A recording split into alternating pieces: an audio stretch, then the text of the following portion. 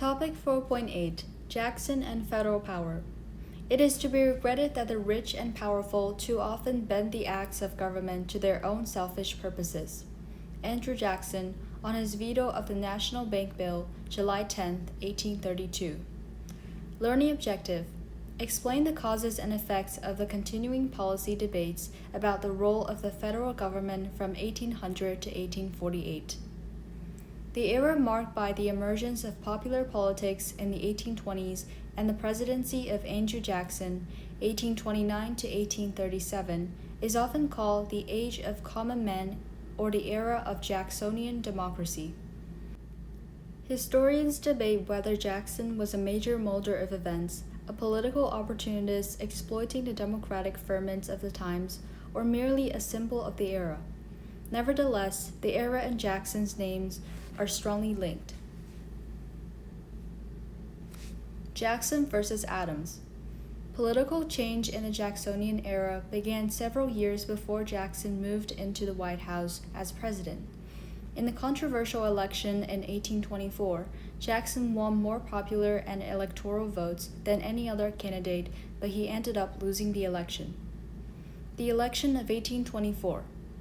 Recall the brief era of good feelings that characterized U.S. politics during the two-term presidency of James Monroe. The era ended in political bad feelings in 1824, the year of a bitterly contested and divisive presidential election. By then, the old congressional caucus system for choosing presidential candidates had broken down. As a result, 4 candidates from the Democratic-Republican Party of Jefferson campaigned for the presidency: John Quincy Adams, Henry Clay, William Crawford, and Andrew Jackson. Among voters in states that counted popular votes, 6 did not. Jackson won. But because the vote was split 4 ways, he lacked a majority in the Electoral College as required by the Constitution. Therefore, the House of Representatives had to choose a president from among the top 3 candidates. Henry Clay used his influence in the House to provide John Quincy Adams of Massachusetts with enough votes to win the election. When President Adams appointed Clay his Secretary of the State, Jackson and his followers charged that the decision of the voters had been foiled by secret political maneuvers. Angry Jackson supporters accused Adams and Clay of making a corrupt bargain.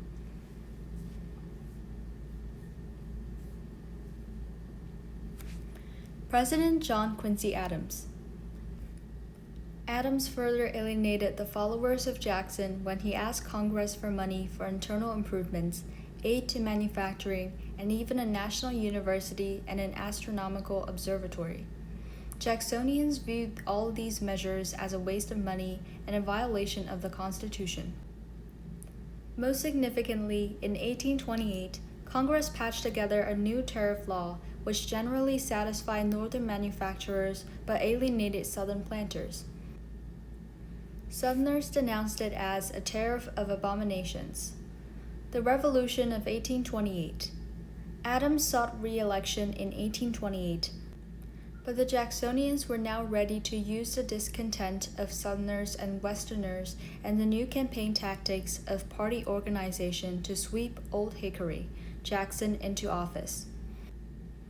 Going beyond parades and barbecues, Jackson's party resorted to smearing the president and accusing Adams' wife of being born out of wedlock.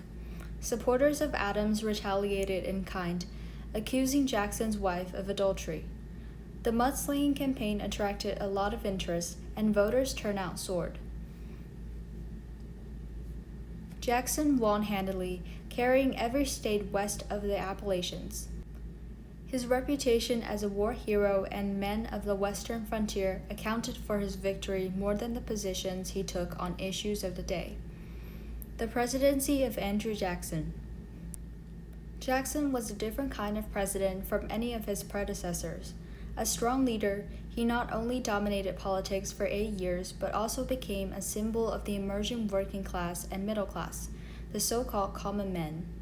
Born in a frontier cabin, Jackson gained fame as an Indian fighter and as hero of the Battle of New Orleans, and came to life in a fine mansion in Tennessee as a wealthy planter and slave owner. but he never lost the rough manners of the frontier. He chewed tobacco, fought several duels, and displayed a violent temper. Jackson was the first president since Washington to be without a college education. In a phrase, he could be described as an extraordinary ordinary man. This self-made man and living legend drew support from every social group and every section of the country. Presidential power.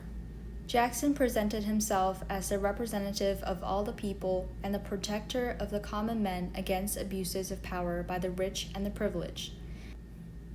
He was a frugal Jeffersonian who opposed increasing federal spending and the national debt. Jackson interpreted the power of the Congress narrowly and therefore vetoed more bills, 12 than all 6 preceding presidents combined. For example, he vetoed the use of federal money to construct the Maysville Road because it was wholly within one state, Kentucky, the home state of Jackson's rival, Henry Clay.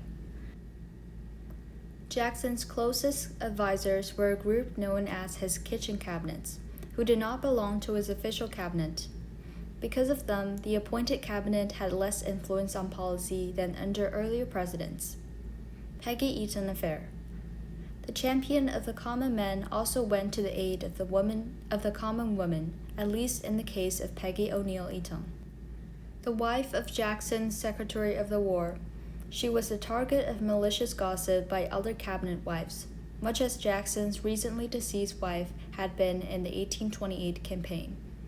When Jackson tried to force the cabinet wives to accept Peggy Eaton socially, most of the cabinet resigned. This controversy contributed to the resignation of Jackson's vice president, John C. Calhoun, a year later.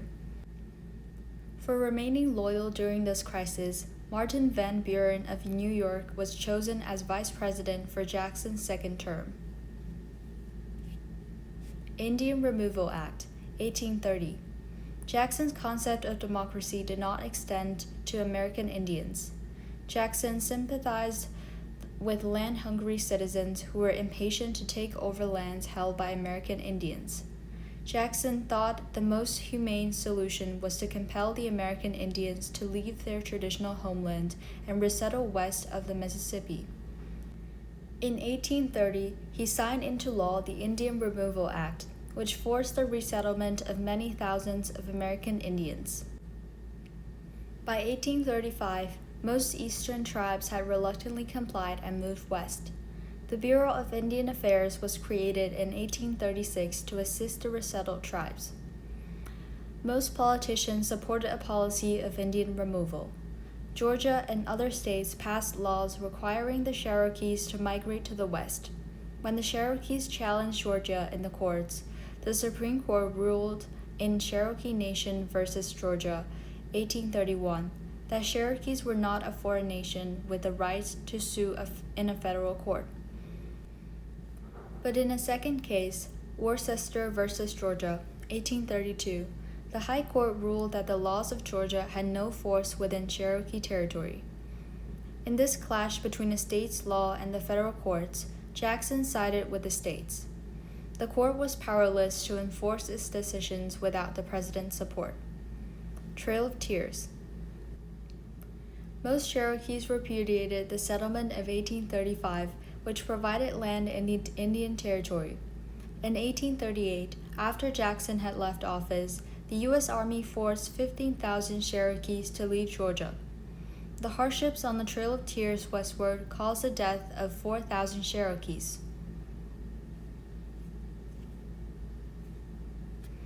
Nullification crisis. Jackson favored states' rights but not disunion. In 1828, the South Carolina legislature declared that the increased tariff of 1828, this so-called Tariff of Abominations, to be unconstitutional.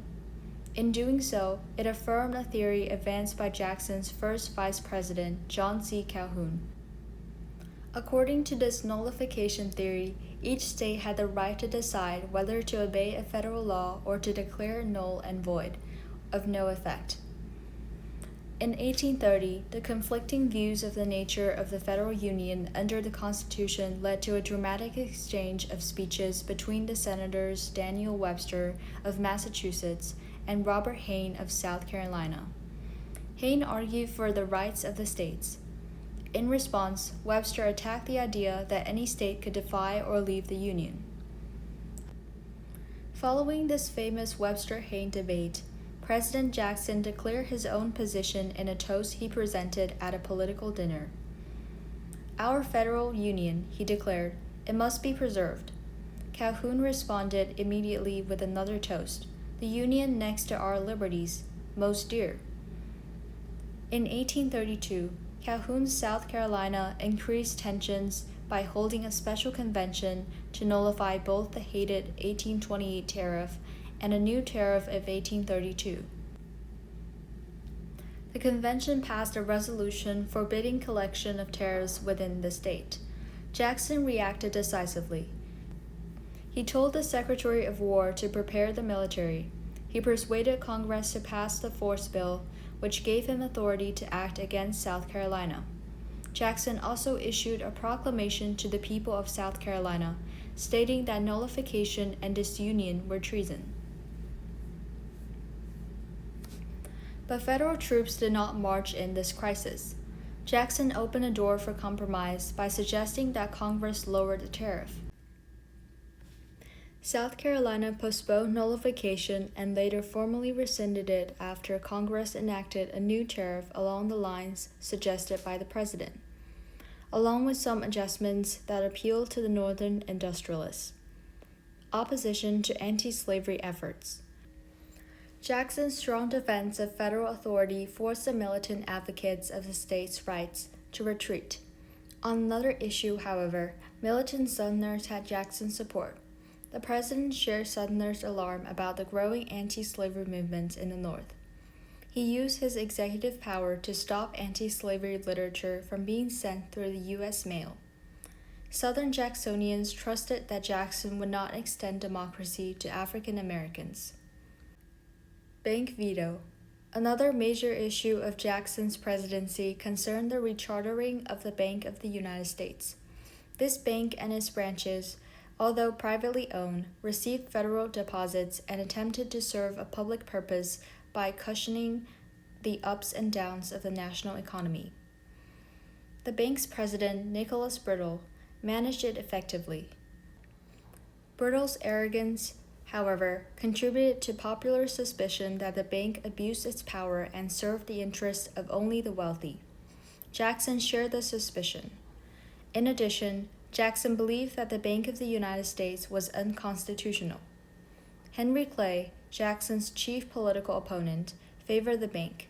In 1832, an election year, Clay challenged Jackson by persuading a majority in Congress to pass a bank recharter bill. Jackson promptly vetoed it, denouncing the bank as a private monopoly that enriched the wealthy and foreigners at the expense of the common people and a hydra of corruption. The voters backed Jackson, who won re-election with more than 3/4 of the electoral vote. The two-party system. The brief one-party system that had characterized Monroe's presidency, the era of good feelings, had given way to a two-party system under Jackson. Supporters of Jackson were now known as Democrats, while supporters of his leading rival, Henry Clay, were called Whigs. The Democratic Party harked back to the old Democratic Republican Party of Jefferson, and the Whig Party resembled the defunct Federalist Party of Hamilton. Just as the Federalists had supported a national bank and a national road in order to promote economic growth, the Whigs supported spending federal money for internal improvements, such as roads, canals, and harbors. At the same time, the new parties reflected the changed conditions of Jacksonian era. Democrats and Whigs alike were challenged to respond to the relentless westward expansions of the nation and the emergence of an industrial economy. Jackson's second term. After winning re-election in 1832, Jackson moved to destroy the Bank of the United States. Pet banks. Jackson attacked the bank by withdrawing all federal funds. Aided by Secretary of the Treasury Roger Taney, he transferred the funds to various state banks, which Jackson's critics call pet banks. Specie circular. As a result of both Jackson's financial policies and the feverish purchase of Western lands by many speculators, prices for land and various goods became greatly inflated. Jackson hoped to check the inflationary trend by issuing a presidential order known as the Specie Circular. It required that all future purchases of federal lands be made in specie, gold and silver, rather than in paper banknotes. Soon afterwards, banknotes lost their value and land sales plummeted. Right after Jackson left office, a financial crisis, the Panic of 1837, plunged the nation's economy into a depression. The election of 1836. Following the two-term tradition set by his predecessors, Jackson did not seek a third term. To make sure his policies were carried out even in his retirement, Jackson persuaded the Democratic Party to nominate his loyal vice president, Martin Van Buren, who was a master of practical politics. Fearing defeat, the Whig Party adopted the unusual strategy of nominating 3 candidates from 3 different regions. In doing so, the Whigs hoped to throw the election into the House of Representatives, where each state had 1 vote in the selection of the president. The Whig strategy failed, however, as Van Buren took 58% of the electoral vote. Democrat and Whigs in the age of Jackson. Issues. Democrats. Oppose a national bank. Oppose protective tariffs. Oppose federal spending for internal improvements. Concern about high land prices in the West. Concern about business monopolies. Issues of the Whigs. Supported a national bank. Supported protective tariffs. Supported federal spending for internal improvements. Concern about crime associated with immigrants. Base of voter support. Democrats. The South and the West. Urban workers. The Whigs. New England and the Mid-Atlantic states. Urban professionals. President Van Buren and the Panic of 1837. Just as Van Buren took office, the country suffered a financial panic as one bank after another closed its doors. Jackson's opposition to the rechartering of the Bank of the United States was only one of many causes of the panic and resulting economic depression. But the Whigs were quick to blame the Democrats for their laissez-faire economics, which advocated for little federal involvement in the economy. The Log Cabin and Hard Cider Campaign of 1840. In the election of 1840, the Whigs were in a strong position to defeat Van Buren and the Jacksonian Democrats. Voters were unhappy with the bad state of the economy. In addition, the Whigs were better organized than the Democrats and had a popular war hero, William Henry Tippecanoe Harrison, as their presidential candidate. The Whigs took campaign hoopla to new heights. To symbolize Harrison's humble origins, they put log cabins on wheels and paraded them down the streets of cities and towns. They also passed out hard ciders for voters to drink and buttons and hats to wear. Name-calling as a propaganda device also marked the 1840 campaign. The Whigs attacked Martin Van Buren as an aristocrat with a taste for foreign wines. A remarkable 78% of eligible voters, white males, cast their ballots. O. Tippecanoe and John Tyler of Virginia, a former states' rights Democrat who joined the Whigs, took 53% of the popular votes and most of the electoral votes in all 3 sections, North, South, and West. This election established the Whigs as a national party. However, Harrison died of pneumonia less than a month after taking office, and his accidency, John Tyler, became the first vice president to succeed to the presidency. President Tyler was not much of a Whig. He vetoed the Whigs' national bank bills and other legislation and favored Southern and expansionist Democrat during the balance of his term, 1841 to 1845. The Western Frontier. Jackson's view of Native Americans and the Trail of Tears both reflected a common opinion and approach in the 19th century. If, as the United States expanded westward, the definition of the West kept changing, attitude towards the land and the American Indians remained constant. In the 1600s, the West referred to all the lands not along the Atlantic coast. In the 1700s, the West meant land on the other side of the Appalachian Mountains. By the mid-1800s, the West lay beyond the Mississippi River and reached to California and the Oregon Territory on the Pacific coast. American Indians. The original settlers of the West and the entire North American continent were varied groups of American Indians. However, from the time of Columbus, American Indians were cajoled, pushed, or driven westward as white settlers encroached on their original homelands. Exodus. By 1850, the vast majority of American Indians were living west of the Mississippi River. Those to the east had either been killed by disease, died in battles, immigrated reluctantly, or had been forced to leave their land by treaty or military action. The Great Plains, however, would provide only a temporary respite from conflicts with the white settlers. Life on the plains. Horses brought to America by the Spanish in the 1500s revolutionized life for American Indians on the Great Plains. Some tribes continued to live in villages and farm, but the horse allowed tribes such as the Cheyenne and the Sioux to become nomadic hunters following the buffalo. Those living a nomadic way of life could more easily move away from advancing settlers or oppose their encroachment by force. The frontier. Although the location of the western frontier constantly shifted, the concept of the frontier remained the same from generation to generation. The same forces that had brought the original colonists to the Americas motivated their descendant and new immigrants to move westward. In the public imagination, the West represented the possibility of a fresh start for those willing to venture there.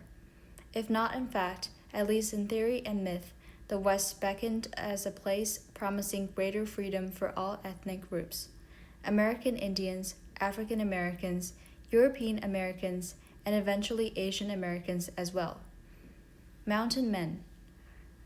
From the point of view of white Americans, the Rocky Mountains in the 1820s were a far distant frontier, a total wilderness except for American Indian villages.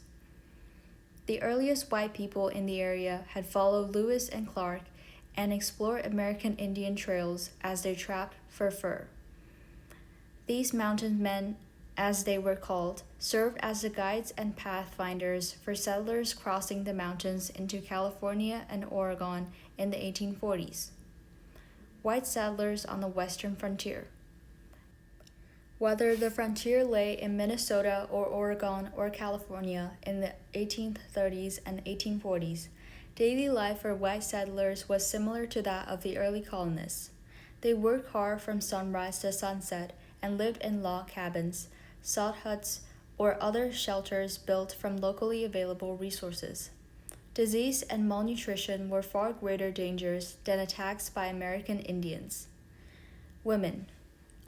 Often living many miles from the nearest neighbor, pioneer women performed myriad daily tasks, including those of doctor, teacher, seamstress, and cook, as well as chief assistants in fields of their farmer husbands. The isolation, endless work, and rigors of childbirth resulted in a short lifespan for frontier women. Environmental damage. Settlers had little understanding of the fragile nature of land and wildlife. As settlers moved into an area, they would clear entire forests and, after only 2 generations, exhaust the soil with poor farming methods. At the same time, trappers and hunters brought the beavers and the buffalo to the brink of extinction. Impacts of European settlements on forested land. State: Pennsylvania. Forested land before European settlements, 90% to 95%. Forested land after extensive European settlements, 35%. Illinois. Forested land before European settlement, 40%. Forested land after extensive European settlement, 12%. Wisconsin. Forested land before European settlement, 63% to 86%. Forested land after extensive European settlements, 50%. Iowa. Forested land before European settlement, 19%. Forested land after extensive European settlement, 8%. Key terms by theme. Migration. Indian Removal Act, 1830. Cherokee Nation versus Georgia. Worcester versus Georgia. Trail of Tears. Great Plains. White settlers. Economics. Bank of the United States. Nicholas Brittle. Roger Taney. Pet banks. Species circular. Panic of 1837. Martin Van Buren. Jacksonian politics. John Quincy Adams. Henry Clay. Corrupt bargain. Tariff of 1828. Tariff of abominations. Revolution of 1828. Andrew Jackson. Role of the President. Peggy Eaton Affair. States' rights. Nullification crisis. Webster-Hayne debate. John C. Calhoun. Proclamation to the people of South Carolina. Two-party system. Democrats. Whigs. Log Cabin and Hard Cider Campaign. Identities and conflicts. The West. The frontier. Ignorance. Environmental damage. Extinction.